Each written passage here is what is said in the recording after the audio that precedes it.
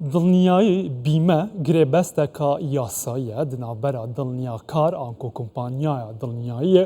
و دڵنیا بۆ کراواتە کەسێ یان دەستگەهێک و دخوازە وێ پشڕاستی وەربگرە ئارمانژێ کێمکردنا وان زیان و مەترسیانە کۆ لە دەربەی حەز و ئیرادە کەسێکی یان دەستگەهێکی ڕۆدەدا زۆر جاران ئەو مەترسی ڕەنگە ببنە هەڕەشە لەسەر ژیان و ماڵ و مولک یان هەر تشتێکی دیگە کەسی یان کۆمپانیا یان ژی دام و دەستگەهان ji bo ku ew ziyan ser te sivik bibe aliyek te qerebû bike kompanyayên dinyayê hene yên bîmeyê hene li hemû cihanê kar pê têkirin li gel têkirin tu bi awayî mehane yan salane birehpereyekî dideye kompanyayê di dema bûyerek rastî te tê xwedê neke bû nimûne otomobêla te rastî bûyerekê hat tu binbarê ziyanên wê dernakevî û pêştir te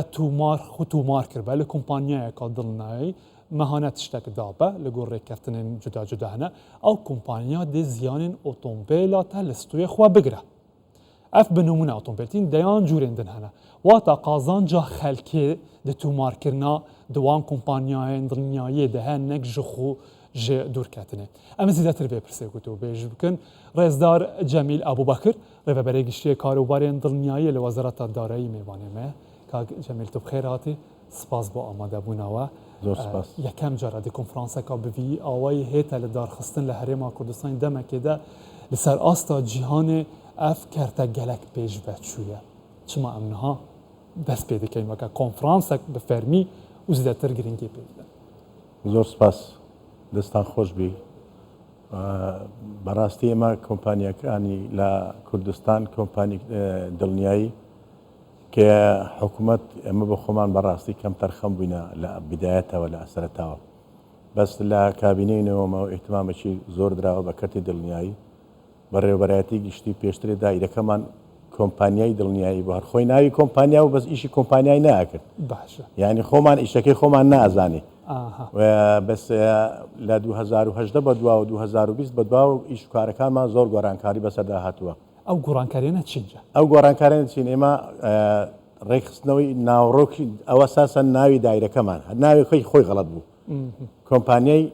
تەمین بوو ناو کۆمپانیا و بەس کۆمپانیا نەبووین ئێستا بەڕێوەبەرایەتی گشتی کاروباری دڵنیایین بەڕێوەبەرایەتی گشتی کاروبارە مەهامەکەی چیە سەرپەرشتی کۆمپانیەکانی کاری دڵنیایی دەکەین لە کوردستان هەم ڕقیبین لە سەریان هەم ئیشرافیش دەکەین لە سەریان و ئەو کۆمپانیانەی کە لە کوردستان هەن و ئەو کۆمپانیانەی کە لە بەغدا و لە حکوومەتی مرکزیەوە دێن لێرە فەرعی خۆیان کردوتەوە ئێمە سەرپەرشتی ئەو کۆمپانیانێک ئەو کۆمپانیانش هەموو جۆرە دڵنیاییەک دەکەن بەس هەمووی اختیاریە بوو کەسی داوێتن خۆی تومان هەر هاوڵاتی یاخود کۆمپانیا یاخود ماڵ یاخود هەر باشە کاک جەمیل ئێستا چەند لەو کۆمپانیانە لە هەرێمی کوردستان هەن ئەگەر ناوخۆیی بن چه ئەوانەی کە لقیان لێرە کرا بێتەوە ئێمە 8 کۆمپانیامان هەیە کە لە کوردستانن سەرمایه‌داری کوردستانن بارەگاکەیان لە هەولێرە بە تایبەتی دوو کۆمپانیا بارەگای سەرچیان لە سلێمانیە فەرعیشان لە هەولێرە ئەوی تر هەمووی لە هەیان بە تایبەتی بە کۆی شتی هەمووی لە هەولێرە 8 کۆمپانیای خۆماڵیمان هەیە 6 کۆمپانیای عێراقیش هەیە فەرعی لە هەولێرە و دوو کۆمپانیای عێراقیش سەر بە وەزارەتی دارایی کۆمپانیای کاتی خۆی لێمە هەشە بوو نیشتیمانی و عێراقی ئەوانیش فەرعیان هەیە نووسنگیان هەیە لە هەولێر ئەواتە دوو کۆمپانیای حکومیشن بەڵێ بەگشتی دەکاتە 16 کۆمپانیا هەمانە لە هەرێمی کوردستان ئەو کارە دەکەن ئەو کۆمپانیانە لە بژاناوادان لە زیادبووندان لەگەڵ ئەوەی ئەگەر خەڵک زیاتر خۆی تێدا تومار بکات بە شێوەیەکن ئێستا ڕەوشیان چییە؟ وەڵا دەبینێتەوە ینی کێشەمان لەسەر چییە کۆمپانیەکان ئێمە وشیاری زۆر گرنگە خەڵک وشیاری دڵنیایی تەمینی نییە تەقافەت تەمین لە کوردستان بەداخەوە زۆر کەمە یعنی ئێمە گەستەری دەوروبەرەکەی خۆمان بکەن هەموو وڵاتەکانی دەور و دراسێمان هەمووی کۆمپانیای هەیە کۆمپانیاش بە دووسێ جۆری هەیە دەتوانێت بە حکومی بی و ئەهلی بی و بە ئیشتا مشتەرەکی بی بەس ئەو کۆمپانیانەی کە ئێستا ئێمە لێرەمانە هەمانە لە بژانەوەدان ئەگەر وەزعی ئابووری وەزعی سیاسی ئیستقرار زیاتر بێ طبعا زیاتر استقرار دەکەن پێویستی بە پارەی زیاترە خەڵک سەرمایی کۆمپانیای دڵنیایی ئێستا تعلیماتی تازە لە بەغدا دەرچووە ئەبێ سەر ڕەسمالەکەی 15 ملیار بێ ئەوەی کە خۆی تومار دەکات ئەوەی کە خۆی تۆمار دەبێت سەرمایەکەی 15 ملیار دینار عێراقی بێ سەتاسی ئەو 15 ملیارەش بکا بە وەدیعەی سابتە بە کاش لە بانقێکی باوەڕپێکراو دایبنێت. ئەوە یەک لە خاڵەکان کە ئەوە دەبێت خاڵە خەڵک ئەساسیەکان. لێ پشڕاز بێت کە کۆمپانیاک دەکرێتەوە پارەدارە، پارەی هەیە، پارەیەکی گەورەی ئاوای هەیە، ئاگاری مایە پوچبوونی نییە، چونکە ترسەکەی هەندێک کۆمپانیا لەوانەیە کاک جەمیل لە بوارەکانی دیکە هەندێک ئەو ترسیان دروستی بێت لە ناو خەڵکدا، من پارە بدەم بەو کۆمپانیا گە ڕێژەییش بێتن پارەکان بڕواتن سوبەی دیار نەمێنێتن بێت من قەڕەبوو بکاتەوە. بۆ ئەوە چی دەکرێت، چی کراوە؟ ئێمە هەر وەکو جەناب باسم کرد، ئێمە سەرمایی کۆمپانیەکانمان بەرز کردوێتەوە. ئەوە تەنها بەسە بوو ئەمە ئەسمانەکە ئەو وەدیعەش سابتەشمان پارەمان بە کاش لێستەندون، یعنی ئەو پارەیە لای ئێمەیە لە لای حکوومەتە، هەر هاوڵاتێک کە تەمینی کرد لای ئەو کۆمپانیە، ئەو کۆمپانیا قەرەبووی نەکردەوە یاک ئەو کۆمپانیا تووشی زەرەر بوو، هاوڵاتەکە دێ ئەتوانێت لە حکوومەت لە ڕێگەی مەحاکمەوە داوای پارەی خۆی تعویزی خۆی بکاتەوە بەبێ مشکلە ئیدرێتەوە.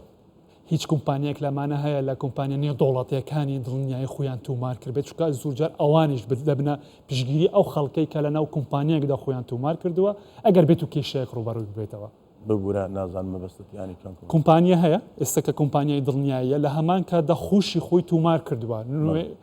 ئیعادەی تەمینی کردووە لە کۆمپانیەکی دیکەی نێودەوڵەتی بەو شێوەیە ئەوە ڕێک وایە ئەمە شەریکەی ئیعادەی تەمینمان هەیە ئێستا کێشەیەکمان بۆ ئەوە بۆ دروست بووە. ئەو شەریکاتانە هەموو ناتوان هەموو تعویزێ بکەنەوە. ئێستا ئەوە گریمان بە نمونە ئەو بازاری لەنگە چەند زاریان بازاری قەیسەری یاخود هەر کۆگایشتر کە ئاگرەگرێت تووشی سووتانە بێ، هیچ شەریکەیەک ناتوانێت ئەو پارەیە بداتەوە گەنە هەر یەکسەر ئیفلاسەکە ئەبێ لەگەڵ شەریکەی ئیعادەی عالەمی کە بەتوانە ڕئەسمانەکەی زۆر زۆرە لەوێ 180 پارەکە بۆ ئەو ئەبێ بۆ ئەو شەریکەی ئیعادە ئەبێ. ئەو شەریکەیە کە تووشی حادثابی ئەو شەریکەی ئێرە هیچ زەرەرمەند نابێ لە شەریکەی عادەت عقدی لەگەڵ ئەو کردیە پارەکەی بۆ ئەداتەوە هاوڵاتی زەرەرمەند نابێ. ئەوە ئەگەر بێت و بوونمونە بازاری لەنگە بە نمونێت هێنا خۆی توماریان نەکردووەکە فروشارەکانی ئەوێ و ڕاستی زەرەرێک هاتن دەکرێت دوای ئەوەی کە ڕووداوەکە قەومە